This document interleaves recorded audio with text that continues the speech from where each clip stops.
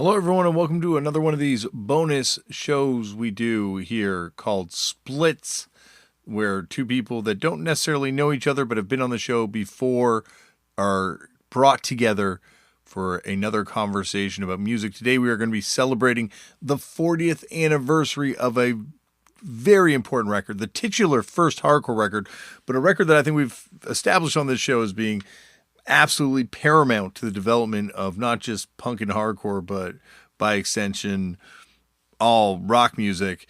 We're Hardcore 81, which is being reissued now by Sudden Death Records, which is, of course, run by today's guest, Joey Keithley. Now, Joey Keithley is coming back on the show, and when we started discussing him coming back on the show, or sorry, when I should say, Tristan, my brother and show producer and guest booker extraordinaire, thank you, Tristan, was discussing with him about coming back on the show. The same time, my friend and former guest as well, John Ross Bowie, sent me a message about how excited he was about Hardcore 81 being reissued and them coming through on tour, and that he was going to go and see them. And I was like, well, we got to put this together. And so here we are. This is a very fun conversation. John Ross Bowie, of course, has a absolutely fantastic podcast called Household Faces. I've talked about it before on the Brooke Smith episode, which he was the guest booker on for this show. But he has done, a series of incredible interviews with, a who's who of people from across stage and screen and TV. Maybe not less stage, but definitely a lot of TV too. But the fantastic guest list, like it's unbelievable who's been on this show. And he has some great conversations with them. And you can find that at all your favorite podcast stores. And Joey Keithley, of course, is reissuing Hardcore 81 on Sudden Death Records for the 40th anniversary. This comes with a big booklet. He talks about it in the episode a little bit towards the end. But also you can find pre-orders now at suddendeath.com. And while you're there, you can also order some other great records as well. But check that out. And they also will be going on some selected shows coming up soon, which I'm sure will be, everything permitting, of course. But if hopefully they'll be able to play some shows in the coming days for this record's 40th anniversary. God, huge record, big record. Anyway, we'll talk about it on this thing. Oh, and if you want to check out the first appearance of John Ross Bowie, that is episode 207. And if you want to check out the first two Joey Keithley appearances, that is episode 254 and episode 317. All right, everyone. Thank you for listening. John and Joe, thank you both for coming on the show. And Joe, as I was just kind of explaining to you off air, the reason this whole thing came together is because when we first started talking about doing something around Hardcore 81, obviously one of the most important hardcore records, punk records, period, ever from Canada, certainly, and ever in the world, in my opinion. But when we started talking about doing this, coincidentally, John wrote me the next day and was like, oh my God, Hardcore 81 anniversary, got my ticket, can't wait to see DOA. I'm so excited. And it was just like, I don't know, kismet, I guess, that like this would line up like this because John, of course, was on the show before, and I know, anyone should go back, and everyone should go back and listen to both Joe's previous episodes and John's episode, but John loves punk rock and is a huge fan, and so the chance to get to have him on the show and kind of celebrate this record, I was like, this couldn't happen any more perfectly, so thank you both. Yeah, okay, no, that's excellent. That's great. But I guess, was honestly one of the first, like there was an initial crop of punk bands I got into, about 5 or 6 bands. Ramones came first, but hot on their heels were the Dickies and DOA. Right. Okay. Based on, and it started with just like, oh, these are funny song titles. These guys have actually gone ahead and titled a song "Fuck You." I want a part of this. These are my guys. And then I just, the guitar work was so fun and so dynamic, and there was so much interesting stuff, and the liner notes were so much more interesting than anything that was going on in pop music at the time, and it was some of the first stuff I ever learned about Canada, because I mean, as you know from touring down here, we know precious little about our upstairs neighbors. We're woefully ignorant of what's going on up there, and it's an embarrassment. But I learned so much about Canada from you guys just in terms of general strike, the 51st state, the Warrior Ain't No More, and the way you guys were coping with the First Nation issue up there. There's just so much. I'm fanboying really hard. I'm going to shut up for a moment. I'm going to let this is Damian's podcast. Do your thing. No, because I'm just going to agree with you. I learned about Canada from DOA. Well, that's inexcusable. Yeah, there's a lot of stuff. Go on. Sorry. Dave, Greg, rest his soul, always used to say, Joe, the job we're really doing is not playing punk rock. We are cultural ambassadors for Canada, spreading the good word of Canada to show people really what Canadians are like. Because, when we got places in the United States and we get up there and play, people afterwards go like, how the fuck did you guys... How is there even punk rock in Canada? There's just a wall of snow when you get to the border, right? Like shown in cartoons, this blizzard happening, right? And I said, well, no.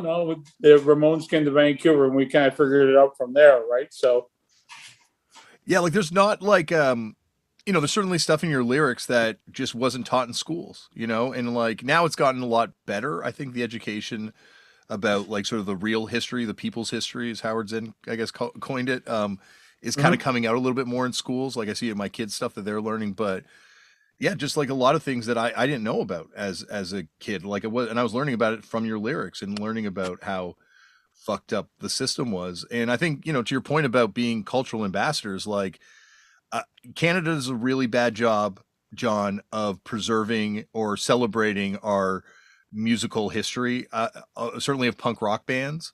That has changed recently, I think, with DOA winning the Heritage Prize for Hardcore 81. Yeah, I was excited to see that. Yeah, but I really, cool. but for the longest time, I felt like it was when I talked to people in America that I really got the full breadth of how important DOA was. It could be Duff from Guns N' Roses, or it could be Ian MacKaye, or it could be any number of people who've come on the show that I've talked to over the years that have said that Hardcore 81 in particular was like a real watershed kind of record for them. Right. Well, it's an interesting piece of work because it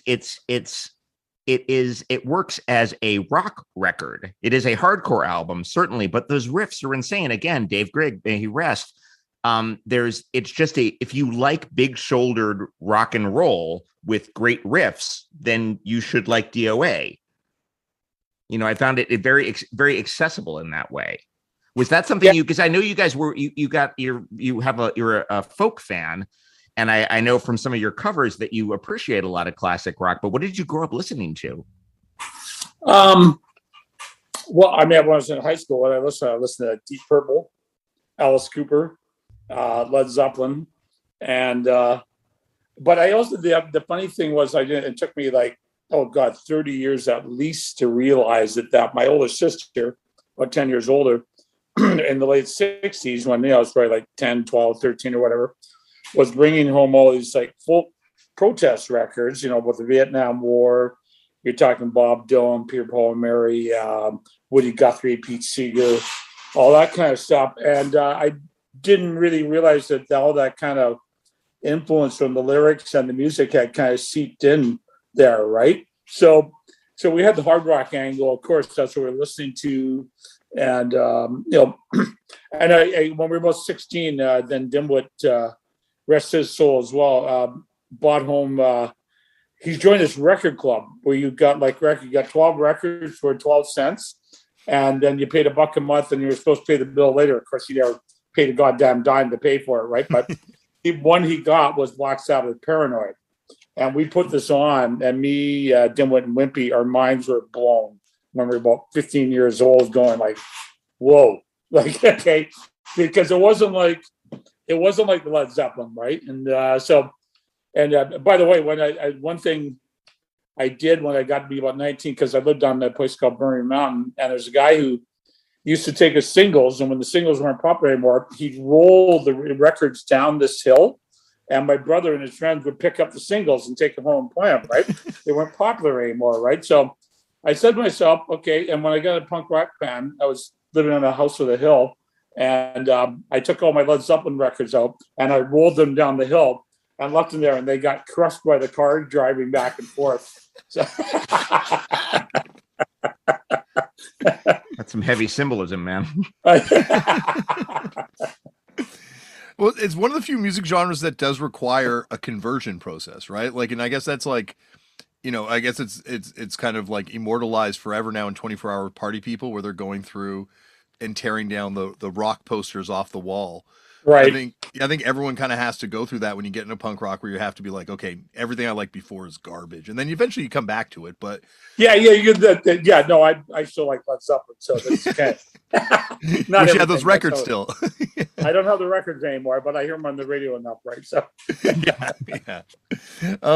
I kind of also, like reading up just recently, actually, the other day, I was reading an interview with you where you talked about this protest that you went to in the early 70s, and that kind of being like a political awakening. Was that like political awakening kind of inspired by this music you're listening to, the folk music and stuff?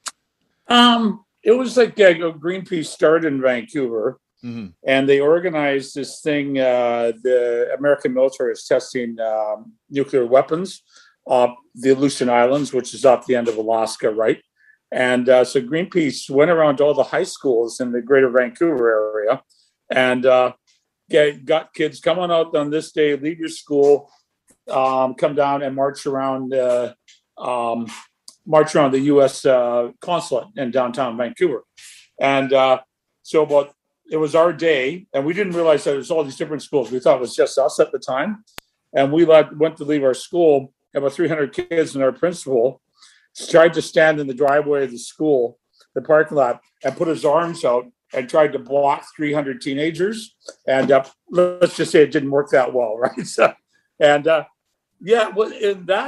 was a singular thing. Obviously stuff like the Vietnam War was going on, nuclear arms race between the Soviet Union and America.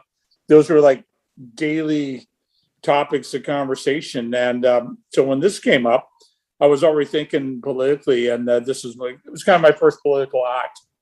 And the funny thing was, it was really horrible, is at the front of the parade, Dimwit bought a bass drum.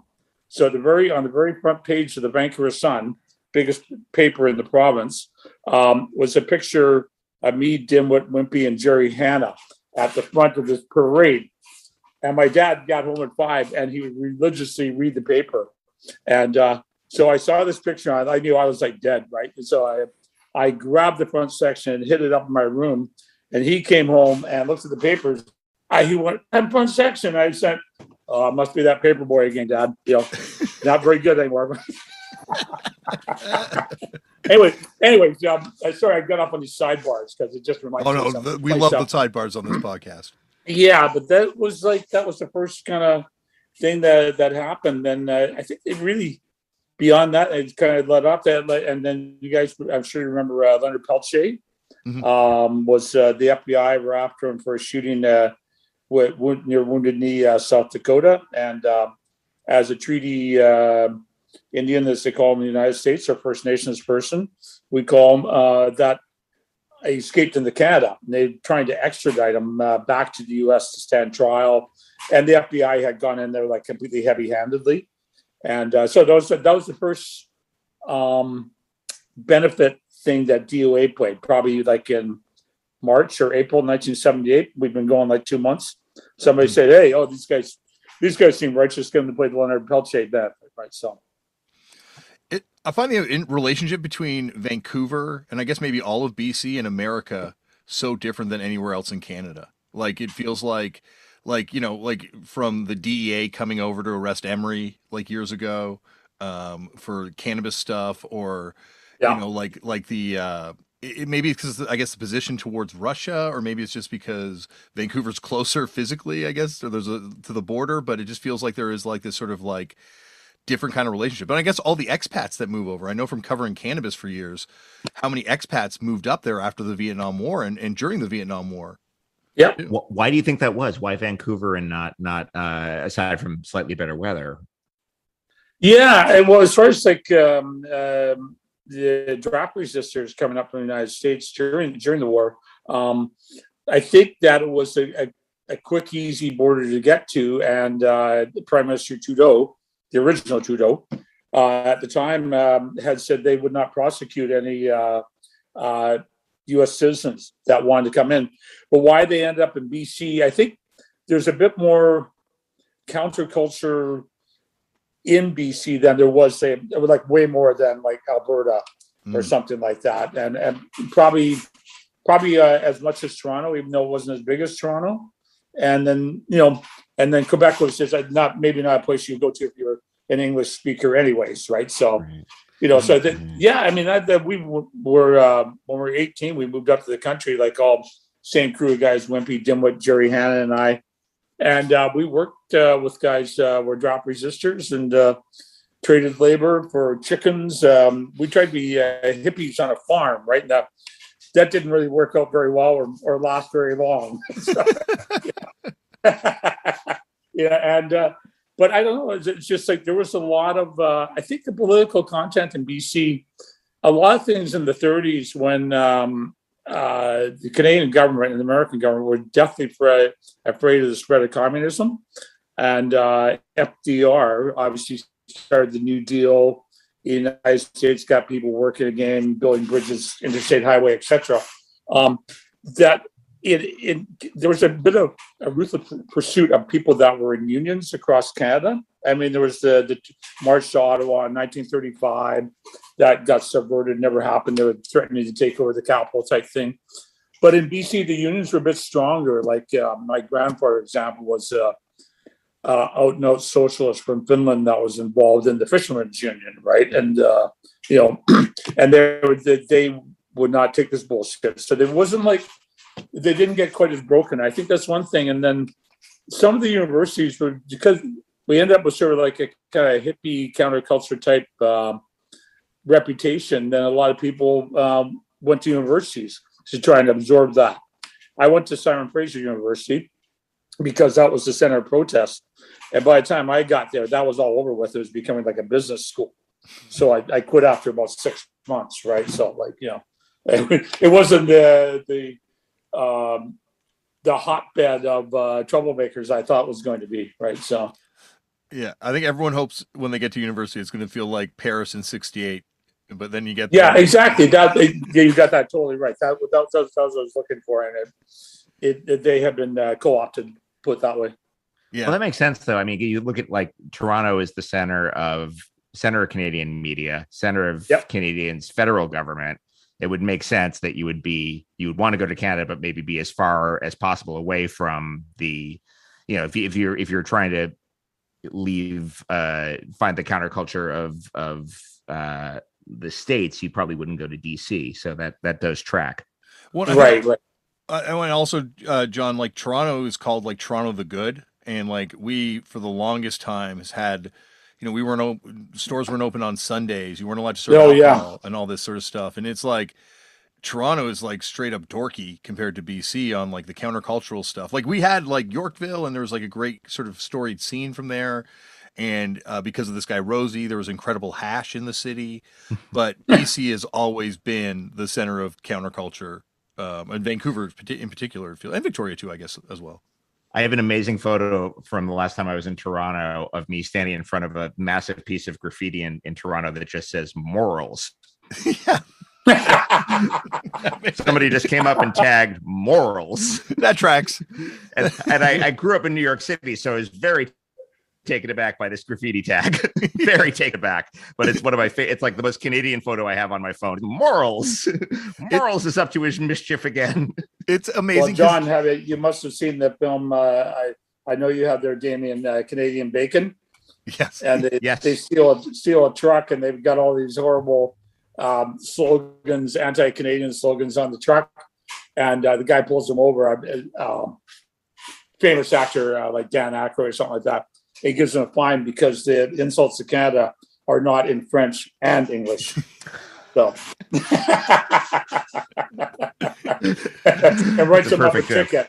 That's a perfect joke. And then they go off driving down the road singing "Born in the USA," right? So, we like our rules here in Toronto, that's for sure. We like a very kind of different thing, but it is like.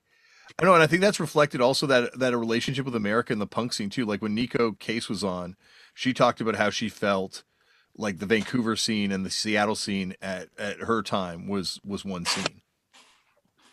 Yeah, I think the bands developed pretty quickly out here in the punk rock bands because we got lucky. There was people wanted to do videos. There was a TV station that would shoot videos at midnight, CKVU, and there's studios that were on recording. There's a little record label, so a lot of that stuff got recorded and it got out pretty quickly. So it kind of got like the punk rock scene took off right away here. And there was some way that was recorded and it got distributed too, and that kind of like let go. And then we started going down to Seattle a lot. We'd sneak across the border and get down there and play. And I think the first band we played with, I think it might be Seattle's first punk rock band. They were called The Enemy.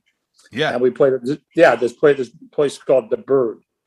And so that was our first wait, Damian's going into the archives. What's that? Yeah, Damian's going into the archives. Go on. I didn't mean to cut you off, but I want to show something to you.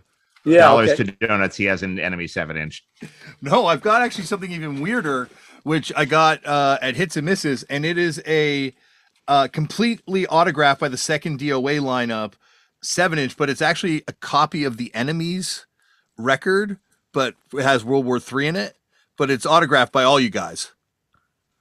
Oh, okay. But so on the tag it says I think it was bought. It says To the Enemies. Chuck Biscuit signed it To the Enemies, so I think it was given to the guy from the Enemies. Okay. Oh, that's great. Okay. Yeah, but that's when you said that, it's so funny because I've always obviously don't have the Enemy single as well, but I've always had that connection between you guys because of this record in my head. So it's funny. Yeah. Well, I think the other band down there that might have preceded them was the Lewd. Mm-hmm. Yeah, and you mentioned the Lewd the first time you were on the pod. Yeah. Yeah, and when they had come up, we had this band called the Skulls, not to be confused with the Skulls from Los Angeles. But our first band, the Skulls, that we played in Vancouver, moved to Toronto, lived out there for about 4 or 5 months and played. Anyways, we played this like biker fest outside of Vancouver out in the valley on a flatbed trailer in a muddy, rainy weekend. And the Lewd came up and played, and we played. It was like, let's just say that entire weekend was an eye-opener. Right.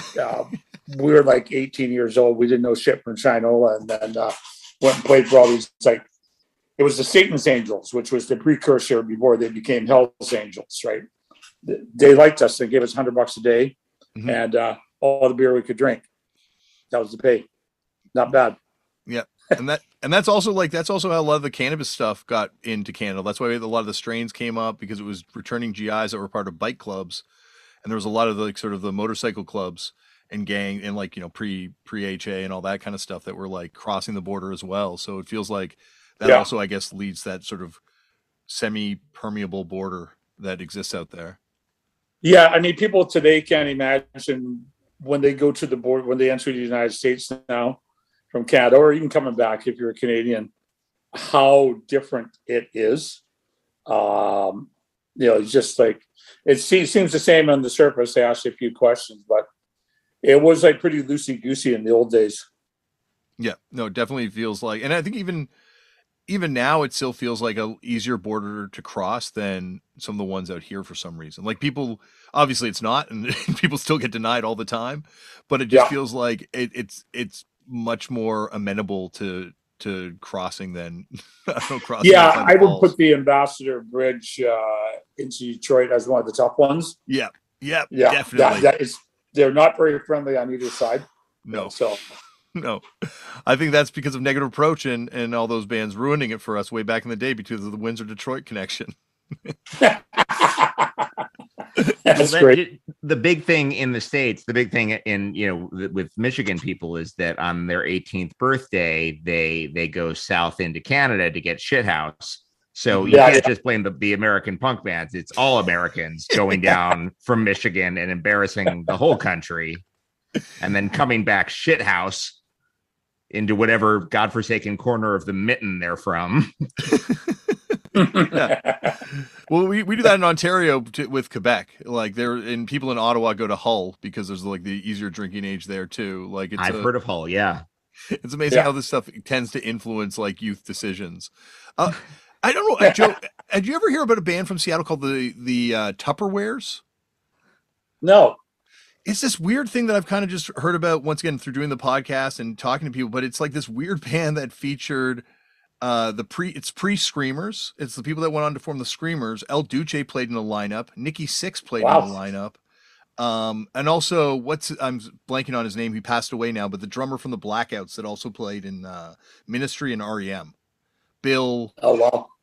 I'm just blanking on his name. I don't know. Okay, yeah. But he also played in Skinny Puppy too, I think, in an early lineup of Skinny Puppy at some point. But there seems like there was this sort of I don't know, like it's never talked about, but like it seems like punk hit Seattle pretty early on, because the only songs I've heard from them are on YouTube, but it's definitely glammier, but it's certainly punk leaning, and the aggression is there. Okay. No, you got me there. I never heard of them, right? So Bill Riflin. Bill Riflin, that's it. Thank you. They all went to there's a high school down there in Seattle that they all went to, and also Sir Mix-a-Lot went there too, and Duff McKagan. It's like, what, same high school? All the same high school. It's like a weird rock and roll high that's school. Something else. Yeah. Yeah, that's great. Another thing that keeps coming up on this show, obviously, and we talked about it last time, was DOA's importance to the DC scene. And it's amazing how, once again, it's through doing this podcast, talking to people, it seems like DC was all about DOA and just didn't like the Misfits. Obviously there were some exceptions. Some people like the Misfits there, but like the theatrics of the Misfits didn't take. And it's amazing because sort of that real, true, legit, working class street punk DOA hardcore takes in DC. It's funny how it's it was like a first time we got there, we played some kind of weird club. It's called Madam's Oregon. And, that was in 79. And then in 80, we got back there. And then, the one from 179 Madam's Oregon, Ian Mackay's brother, Alec. He always says, I've got the tape from that. And I've held it over Ian's head all these years, right? And, which Ian mentioned to me last time we were out there in DC about a year and a half ago, just when COVID was kind of starting to take off. Anyways, but we played this show in Arlington, Virginia, just south of DC, obviously. And we're driving through the suburbs. And whenever that happened, everybody in DOA would look at the manager and go like, who the fuck booked this, right? And then we ended up at this high school. And it was like, I think Woodlawn High School. And this is high school that a lot of the main people or the known people from the DC scene went to, including Ian Henry and a bunch of others. And we just went up and played, and it had a big effect on them, right? Because we just kind of arrived in town like vagabonds, right? Like we always did, and we kind of play anywhere and didn't care about money. We just sort of show up and play. And hopefully there's a PA and a mic there that worked. That Madam's Oregon thing, because that's the Bad Brains venue that the Bad Brains would play at and kind of hang out. That's certainly where they played their very first show too. And that's a Yippie. Oh, okay. And it was a Yippies thing too, right? Right. Yeah, we did. It was not a punk rock club, right? Yeah, it was like a bunch of like, I guess like kind of like a political kind of hangout thing, but it was like apparently run by Yippies who had early involvement with the Bad Brains. And that's another thing I've kind of come from talking to you as well. The importance of Yippies to the early punk rock scene, where like they were like the bridge, it feels like.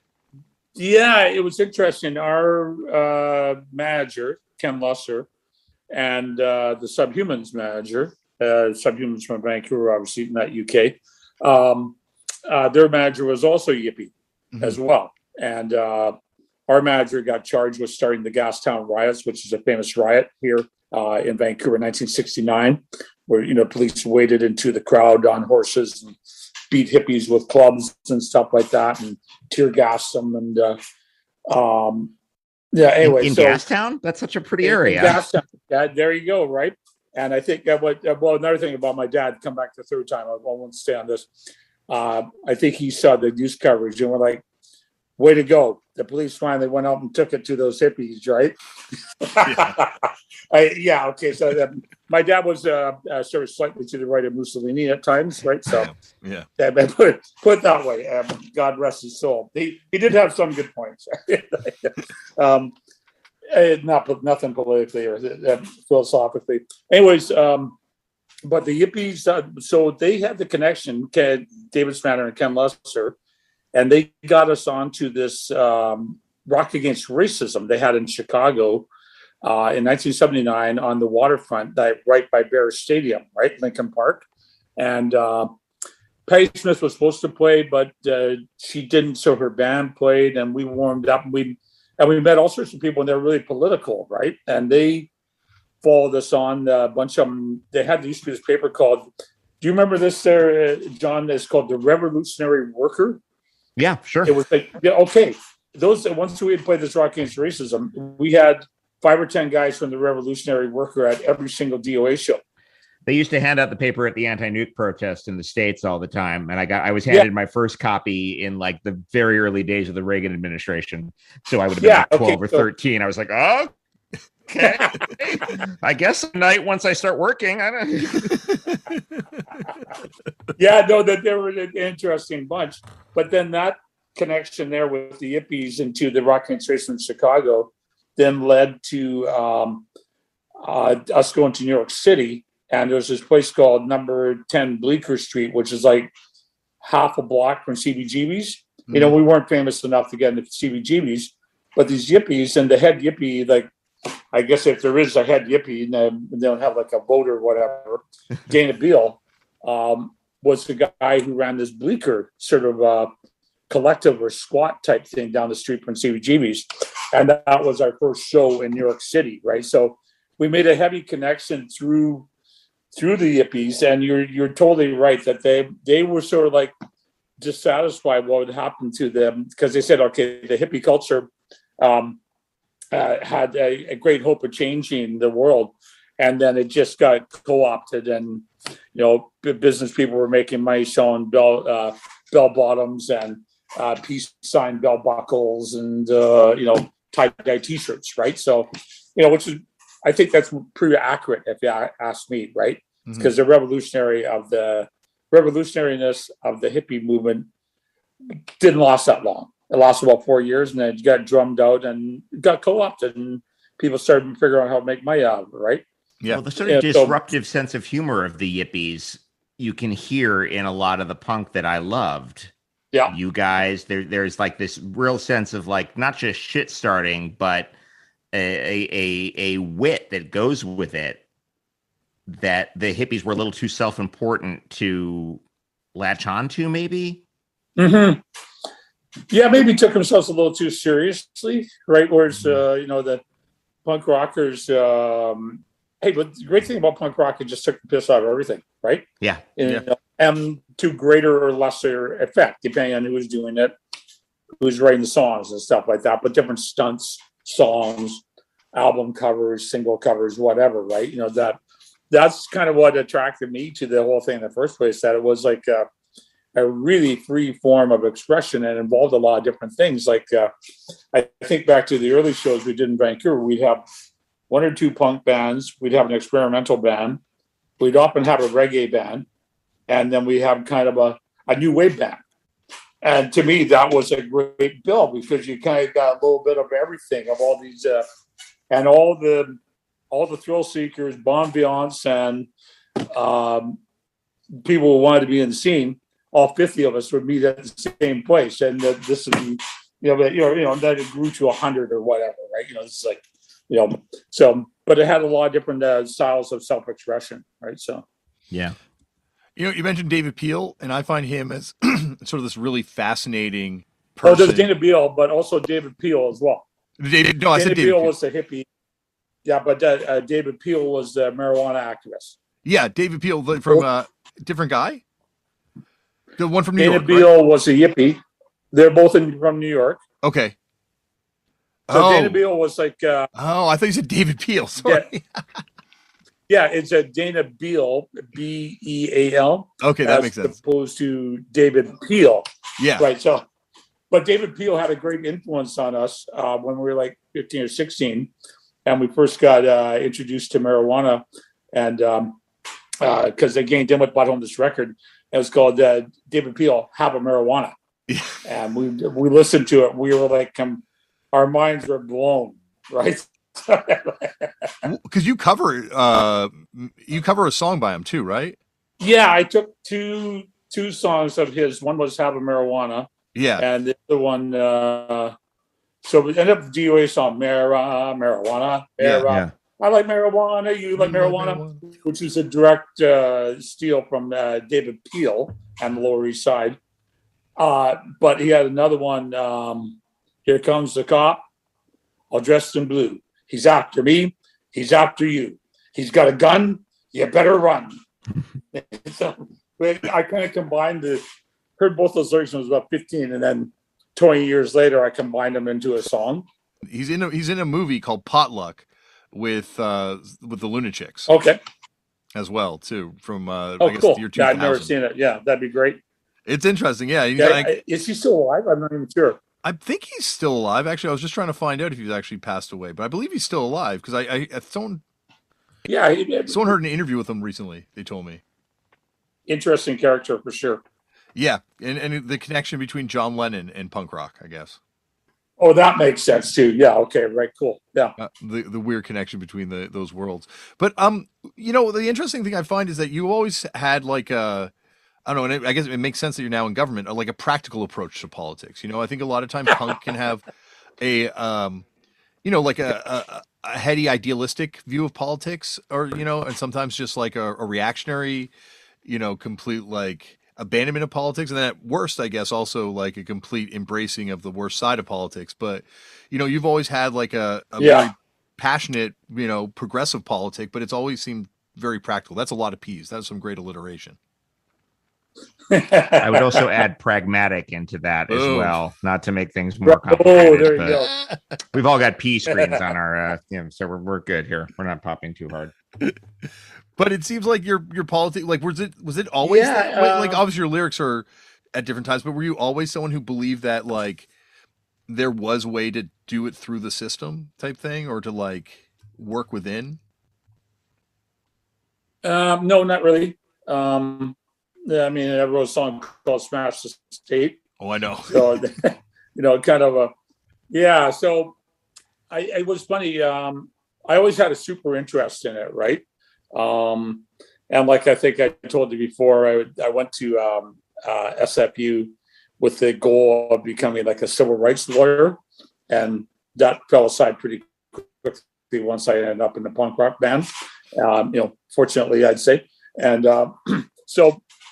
But I always had a deep interest in it. And I remember collecting when I was a teenager, the Watergate was going on. And every month, Newsweek or Time or something like that would come out with a new cover, and it was always Richard Nixon because he was in so much trouble. And I ended up collecting all those magazines, which I wish I had kept, but I didn't. They all got cut up and destroyed, used for like posters or whatever type thing. And but I was really intensely into following what was happening around the world, in Canada and a lot in the United States, obviously, right? Being our next door neighbor, right? So so when somebody asked me in 1996, a guy from the Green Party phoned me up, and there was a provincial election here in BC, and he said, "Oh, hi, my name's Tom. I'm from the Green Party, and we're looking for a candidate for your riding. Would you consider running for the Green Party?" And I said to him, "Do you know who you're talking to? I'm Joe Shithead, not some fucking political hack, right?" And I hung up on him, right? And then about 2 weeks later, something else came up about the election. And I went like, I looked the guy up, phoned him up, and said, "Sure, I'll be your guy," right? Well, what happened in those 2 weeks? I don't know, something, because the election was coming up. So there's some outrageous. It started with, there was an issue right in our neighborhood with this forest that the provincial government was involved in cutting down, and me and a whole big stack of my neighbors, like 1,500 people on this petition, were trying to save it. So I thought about this. This might be a way to save the forest if I got into government. of course, I got my ass completely kicked and came in fourth, right? So, but that was the start of the dream, right? So, It's you know, because it feels like it's just like you say, like you've written so many songs that are just like about complete rejection of it or about smashing it. yeah, Like now that you're inside it a little bit, do you think there is a path to change? Like, because yeah, we're a real cynical moment. we're at a terrible,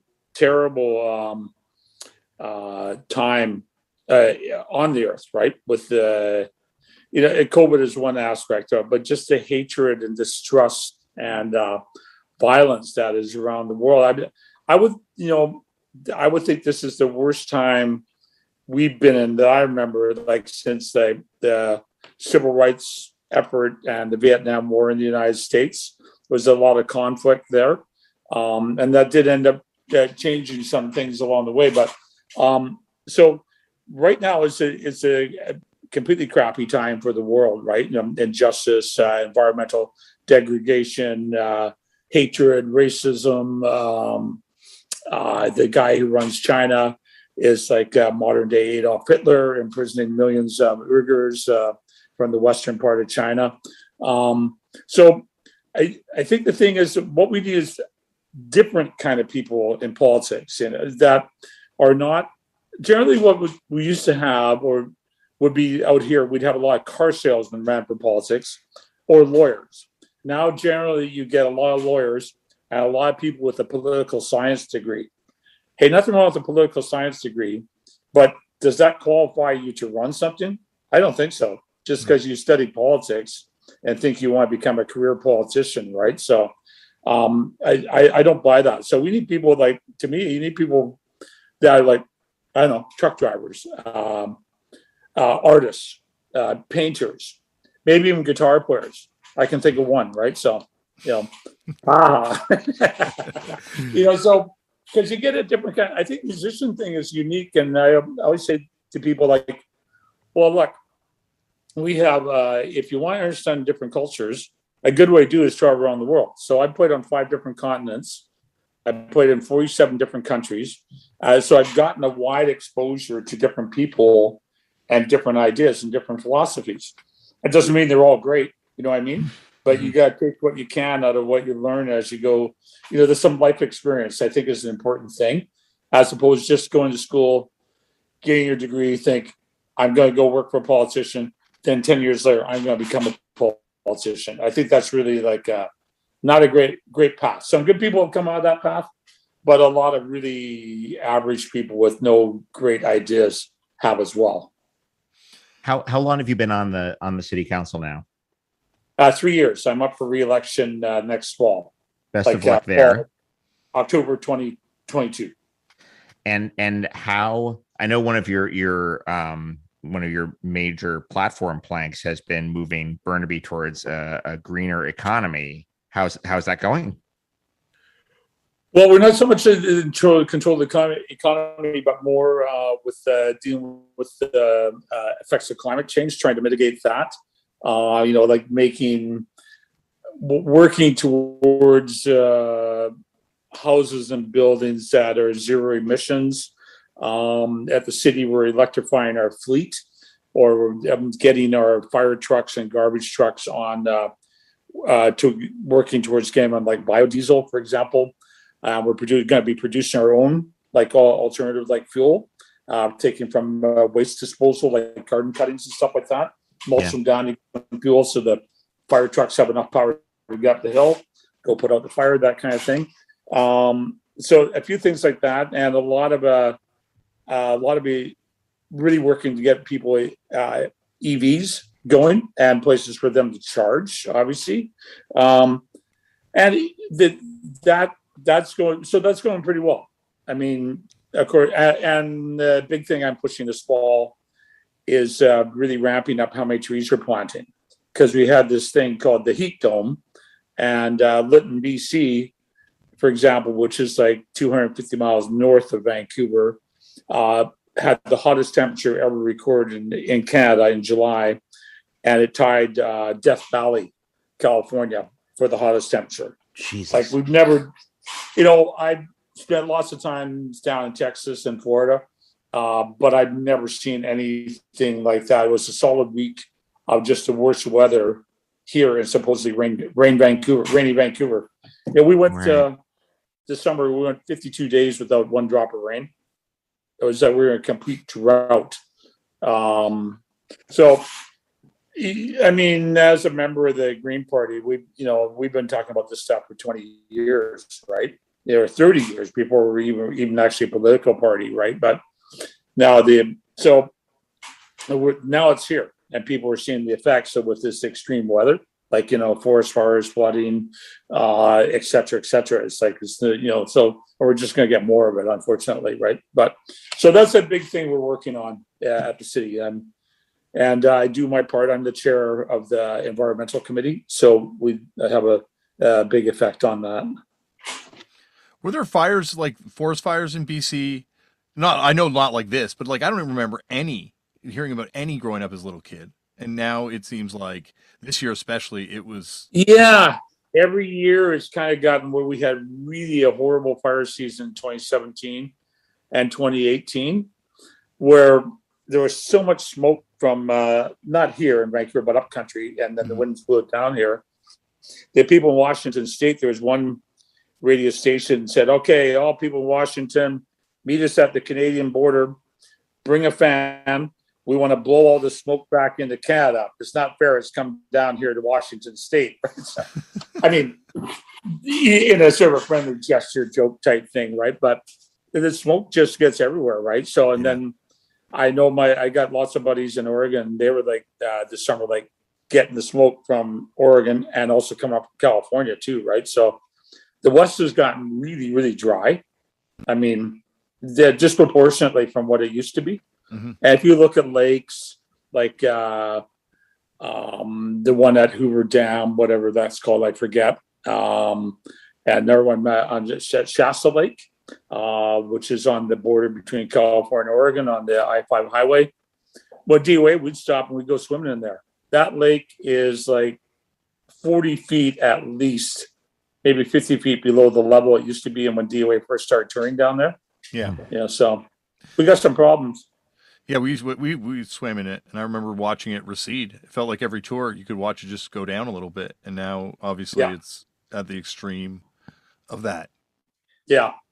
Meanwhile, we're watching huge swaths of our coast down here start to erode, and there's all sorts of people with beachfront property who are questioning that decision. But there's entire beaches that you used to be able to hang out and sunbathe on. I've only been out here for 20 years, but I've seen it change. It's striking and upsetting. So thank you for the work you're doing towards that. There is something just to kind of piggyback on what Damian said earlier. There is something very practical about the way you're conducting business here. And it's the subject of the Something Better Change documentary that you mentioned earlier. But you compare it and contrast it to Jello Biafra's mayoral run in the late 70s with everyone, businessmen have to wear clown suits. I'm like, okay, well, that's adorable and it's a yippie idea. But how did your campaign go? How were you like, I am no longer Joey Shithead. I will now be your city councilman. Listen to me. How did that go? What were don't spoil the documentary, but I want some taste. Yeah. Well, I mean, because I've run a number of times in the area, right? I think people started getting used to seeing my name on the ballot. Like I ran provincially 4 times and then civically twice. And I won on my second time civically. Because I finally figured out it's a lot easier to win civically than it is with a senior level of government, right? Sure. And most things that affect people's daily lives are done by civic government, anyways, right? So much more so than the big forms of government, right? So, so I would get people. It's really interesting because I used to get people. I go to the door, knock on the door. I knocked on 10,000 doors, right? So and just engage people on the doorstep, right? And it would go like people would be like, a few people go like, where's your leather jacket? Where's your mohawk? Right? So And being, I don't know if DOA fans think of me this way, but being a polite person, at least I turned into one, right? So maybe not so polite in the early days.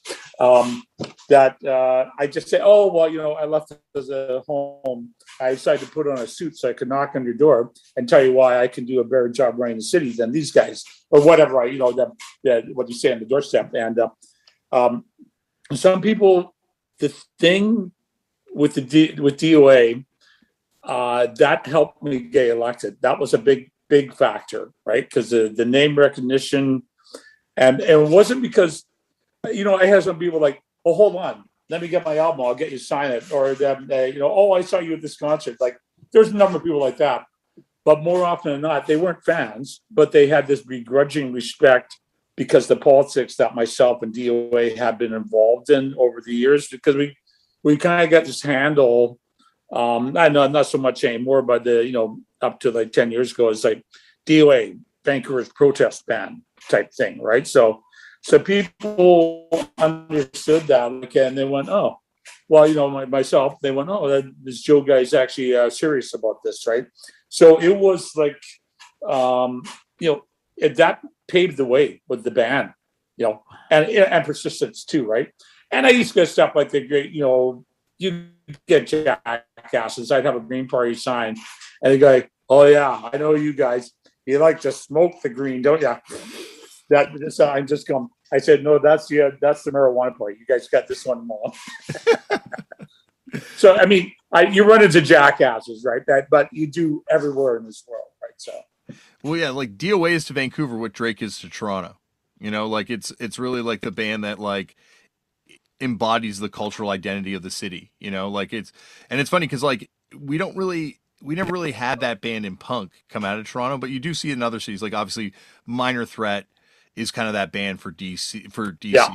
And like in the same way, you could make the argument, I guess, that Black Flag would be that band for certainly the beach communities, but like there's thank you for not saying LA. Yeah, no, thank you for not saying LA though, because technically that's Orange County. But go ahead. Yeah. That's the thing. As soon as I was going to say it, and also I've had enough people on the show that talk about how Black Flag brought in the worst elements of the scene and so I'm like, I don't know if I can really make the same sort of claim with as you do with Minor Threat or DOA to Vancouver or Drake to Toronto. LA, speaking as a 20-year resident, we will claim the germs. Yeah, the germs. Yeah, but the germs never got out there, right? Like, no, it's they like, didn't. No. That's the thing is like when Kevin Seconds was on, we are talking about how, even though Reno is tiny in relative terms, they were on the map because they had like ambassadors going around and kind of like championing their scene in 7 seconds. And like Vancouver, the same way with yourselves. And I guess, for a while, Subhumans until they stopped touring.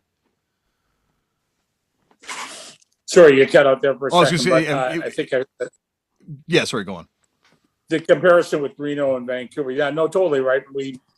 We had lots of friends we went up to Reno.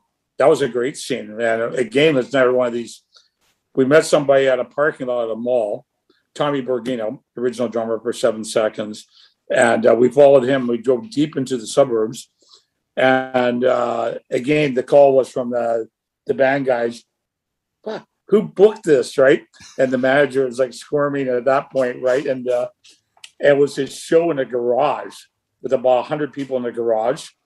And we played. I held my guitar up and tried not to lose my teeth with the mic stand, right? As this swirling swarm of hornets inside this garage were going mental with every song, right? So, but I think, yeah, you get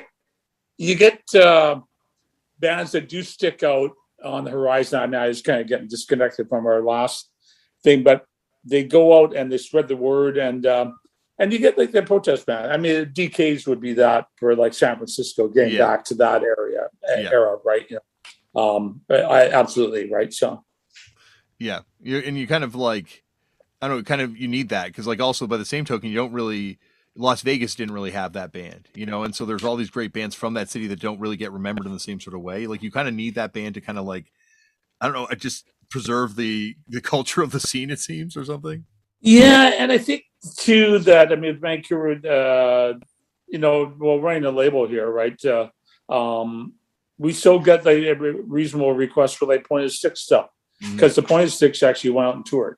Mm-hmm. The Subhumans went out and toured. Mm-hmm. So people know, like, okay, it's not the UK Subhumans, but these guys were like a super great band as well from Vancouver. And if the bands didn't take the initiative and go and travel, it's pretty hard to make a name for yourself, unless you're playing like pop music or you're signed to like a big label, right? And so, and we knew that Vancouver was like a backwater. The music industry was in Toronto, Los Angeles, New York, and London, right? It wasn't anywhere near Vancouver, right? We're like a complete backwater. And I think that's part of the thing about the Vancouver scene too, that people were like, well, if you want to do something, you better start traveling, right? And we made a decision that Los Angeles was a hell of a lot closer than Toronto. So we started driving, and the weather was a hell of a lot nicer too, right? So yeah. So we just started traveling up and down the coast, and that's what kind of made us, I'd say. We were talking a lot about your position as cultural ambassadors. To quote Dave Gregg, there is this sort of push-pull in a lot of DOA's songs and presentation between a fierce criticism of government, but also this weird, I'm not going to say nationalism, but a patriotic pride in Canada. Can you talk a little bit about that sort of that dialectic there? Yeah, I think that's really interesting because we said, well, we got to get part of the thing, every band does this. So, well, how do we get known? How do we get bigger? How do we get more fans? Whatever the people in the band say. And we thought, like, you got to know the identity. So I said, like, okay, well, when you think of New York City, you think of the New York Dolls, for example, right? Other great bands too, right? But when you think of London, this going back, 78, 80, 82, you think of the Sex Pistols. And then the other one we really hit upon, we said, when you think of Texas, you think of ZZ Top, right? Yeah. They represented Texas so well.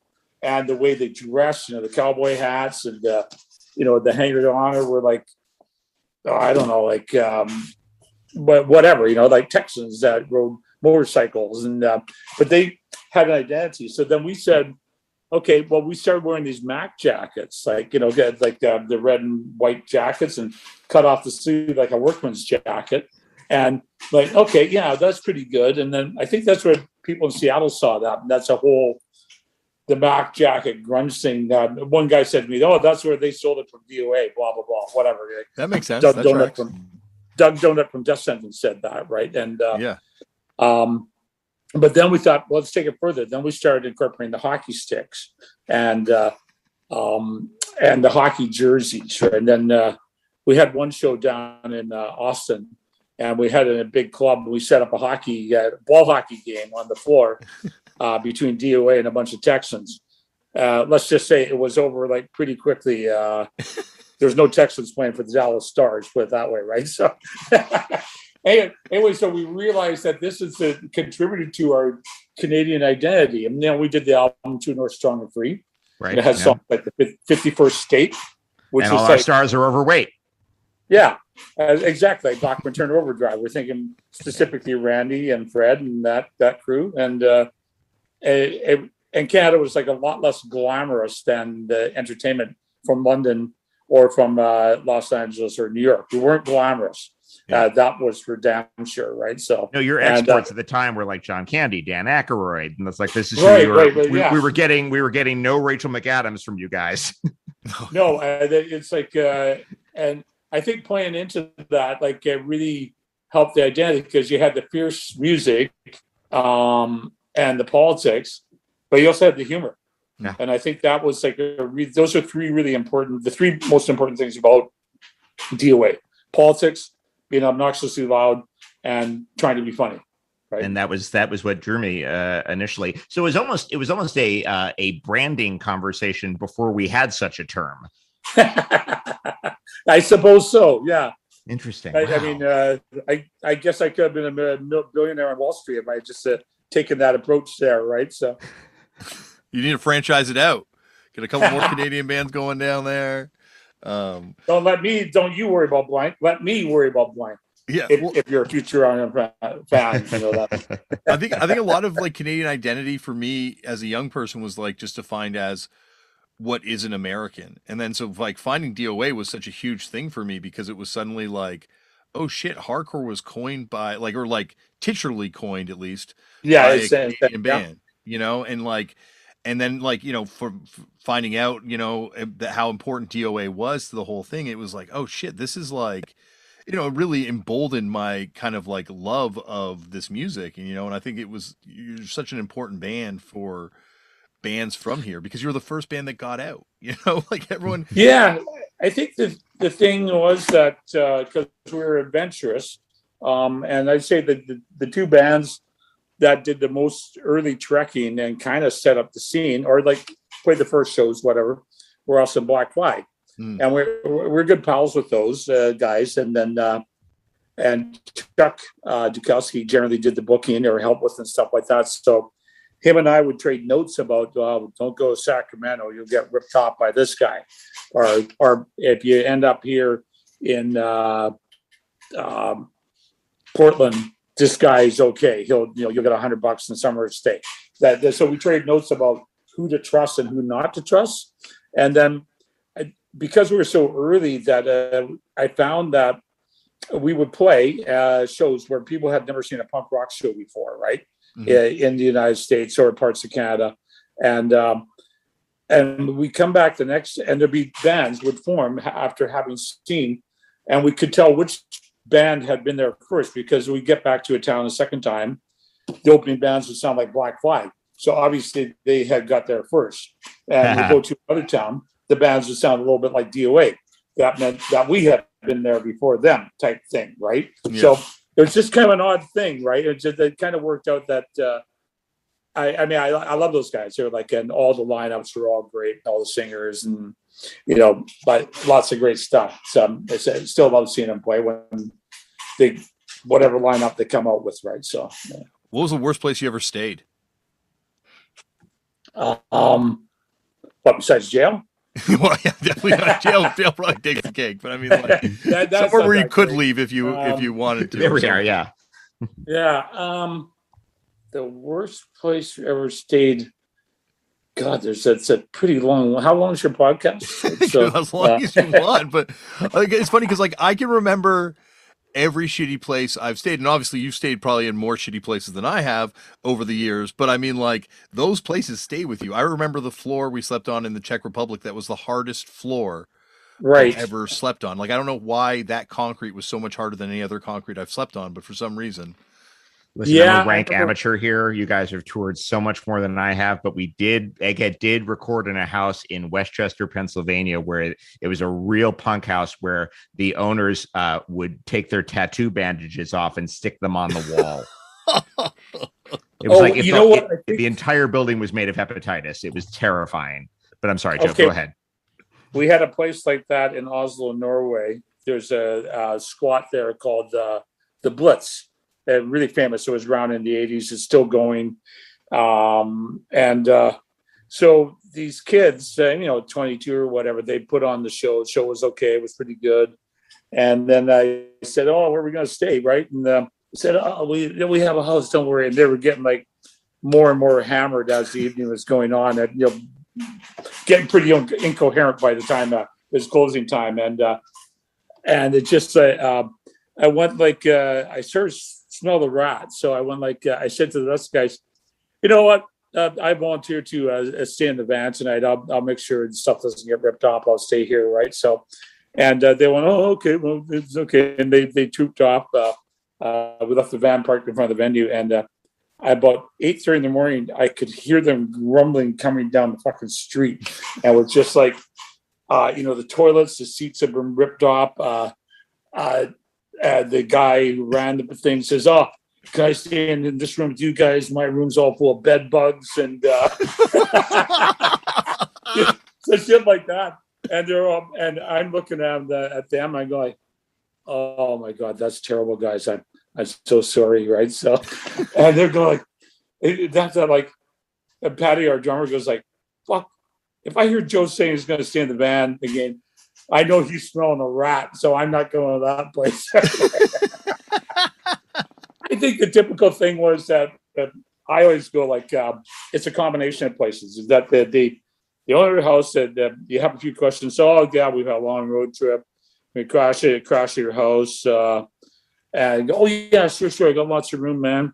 And you're not gonna have a rager all night, are you? Oh no, man. It'd be like quiet, right? So as soon as the band agrees to stay, then the party moves over to that house, right? And there's a rager all night. I would just the stereo crank, and then you go down the basement. And they say, "Oh, you can sleep here," and it's on a concrete floor.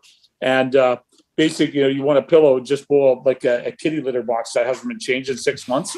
That's what you get. Yeah, we stayed in a house one time, and the cat just peed on our bass player, and so we ended up all just sleeping in the van. Like all of us were just like, let's just go. Not on your amp, not on the bass, on your bass player. On poor Sandy. She's like, we're like, Sandy, get up, because you can see the cat doing it. And she's like, what? Oh no!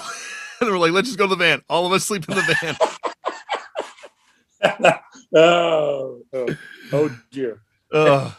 That cat owned the place. We were squatting. Like we had no right to be there.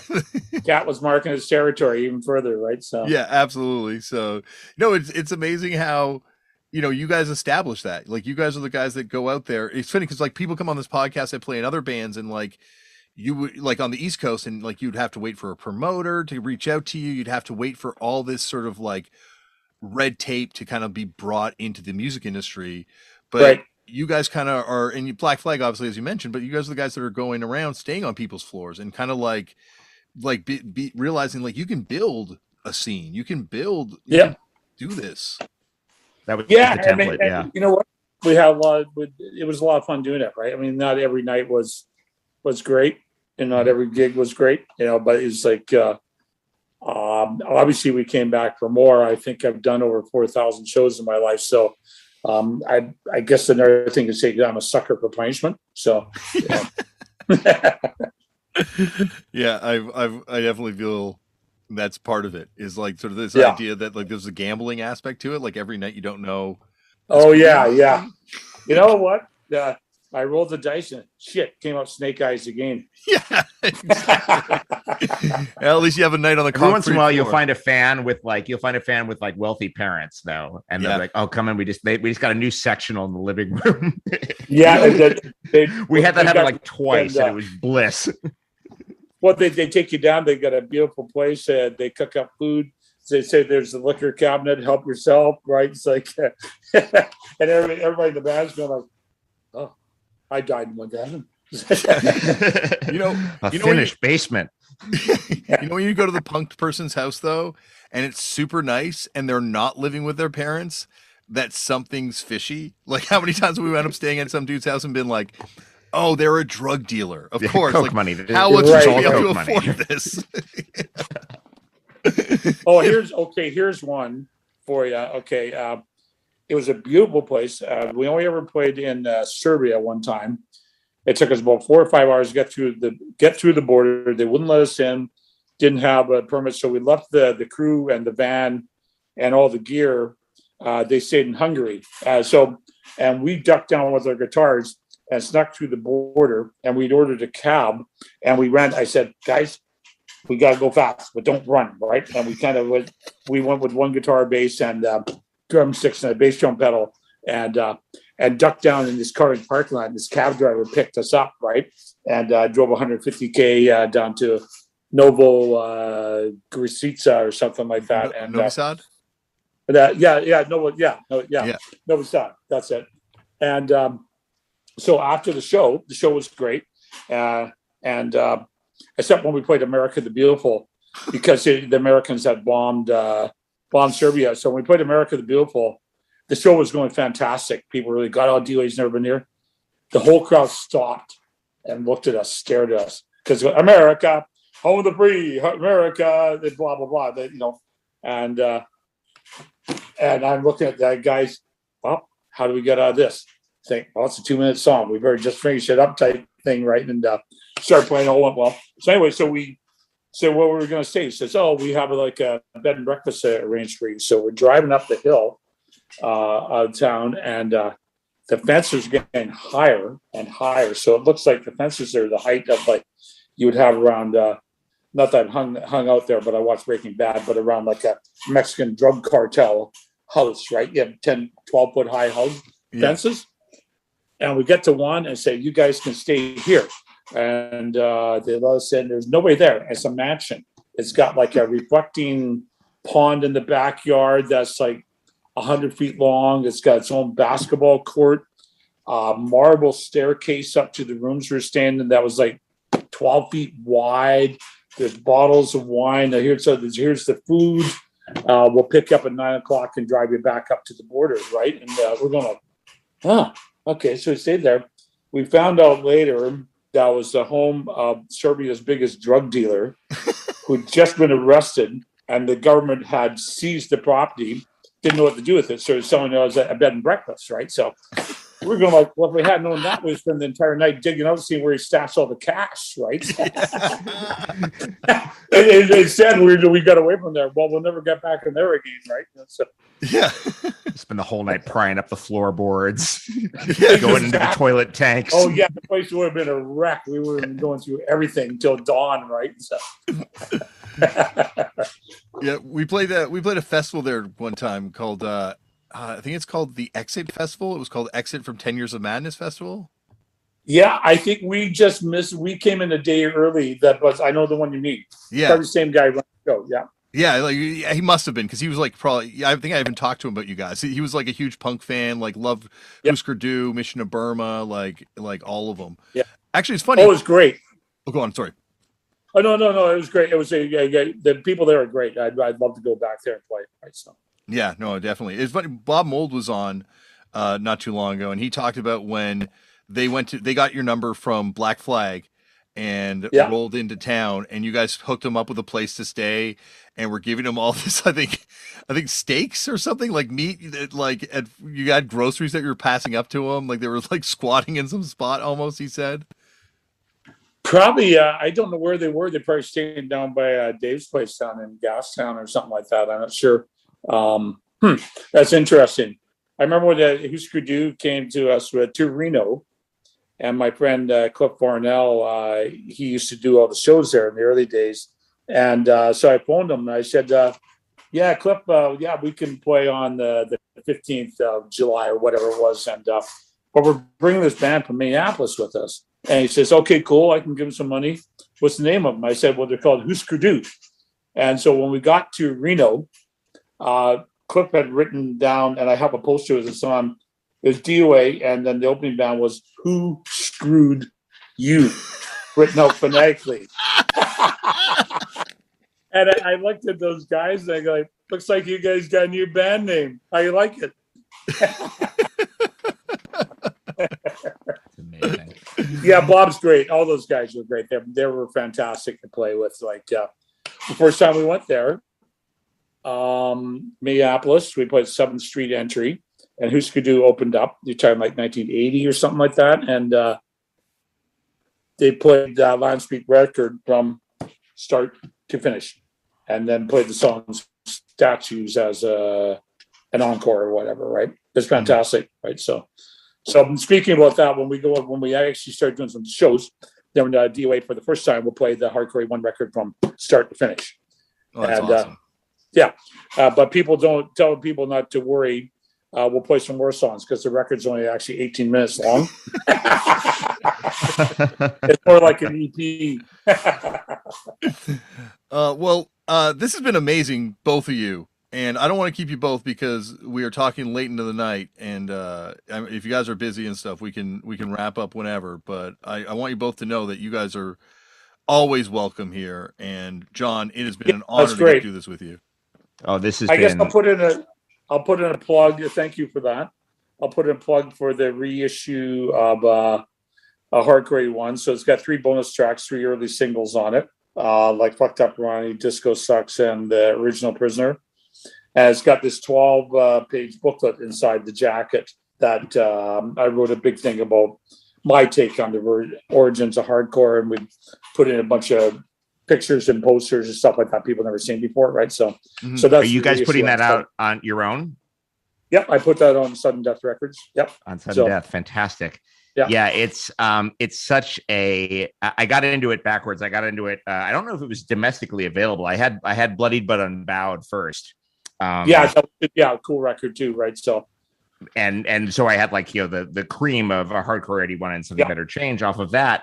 But when I did eventually get into Hardcore 81, there's so much, the Zeppelin cover is great. MCTFD is fascinating. As someone who works in TV, I'm always really struck by how potent those lyrics are. It's just an incredibly fun record, but I love how no matter who is in office down here, they fucked up.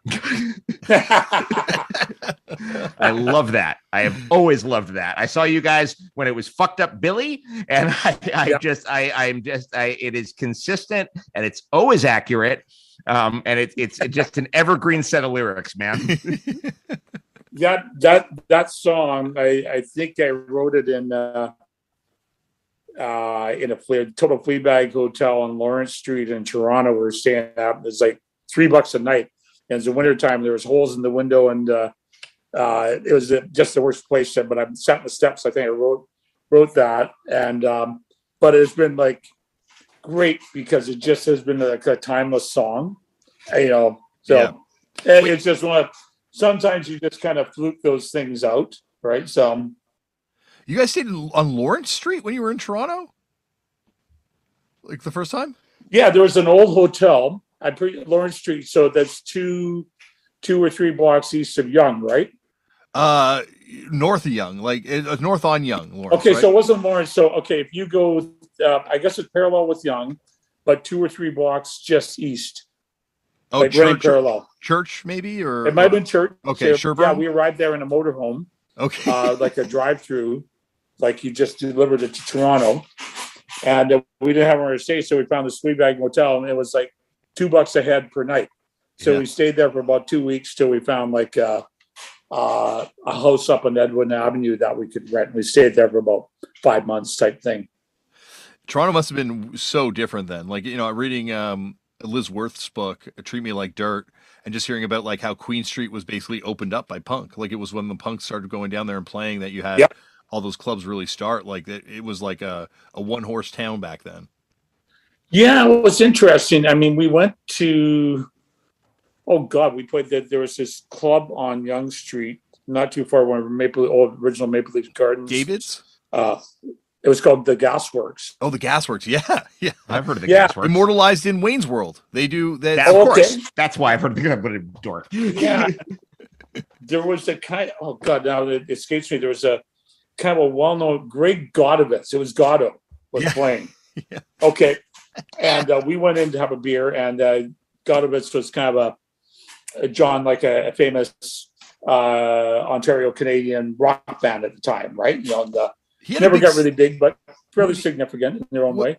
Was it "You're a Strange Animal" his song? You're a strange animal. I got no. That's I know exactly the song you're talking. That was an early new wave hit. No, they're a bit more rock than that, but they were playing the Gasworks, and we got a beer. And then Greg Godovitz said, okay, now we're going to do our punk rock set, right? And they played about 4 songs that were not punk rock, but maybe slightly faster. And when they finished that, I went up to the stage and I said, hey, man, we're actually a punk rock band. Why don't you give us a chance to get up and play? And the guy had never seen us before. So they handed over all their instruments. And we got up and played. And about 3 or 4 songs later, we left to kind of a chorus of boos from the rock and roll crowd. So that was our first show in Toronto. Well, Toronto, like even the punk stuff here was like pretty rocky. Like there's not like you guys must have been so much heavier and more aggressive than like the Viletones are aggressive, but like Teenage Head and all that stuff is like it's amazing. I love it, but it's not like it's power. It's certainly not. Yeah, it's not hardcore. Yeah. No, it's good power pop, but it's power pop. Yeah. We did lots of shows. I was good buddies with the Ugly. They were a good band, right? Yeah. So, it was different, and I think one of the things about Toronto is the same thing about New York or LA. You had a record industry there, so people kind of. I don't really blame them, but people would kind of do something that they thought that might get them a record deal, right? Yep. So. Yep. maybe it was a bit more orthodox, right? Put it that way. I mean, I know New York had the crazy scene with the super great bands that came out from the original scene, right? You know, they led prime, of course, by the Ramones, right? So, but I think having a record industry there does change how a band approaches it, right? Mhm. You know, like if you think, like crazy towns that produce scenes that they're like way smaller than the big centers, but it came up with a bunch of good bands, right? So Yeah, no, definitely. It's like, I think that's always been the thing with Toronto. Like there's always a temptation, and same with New York. Like obviously New York hardcore is different, but like a lot of those punk bands are rock bands. But anyway, I could yeah, punish you forever, Joe. Thank you. okay, right, okay. Thanks for having me on, and yeah, and John, good chat with you as well, right? So This was a real honor, man. This was a real honor. Thanks for Right, Damian. close Thanks up. for having me.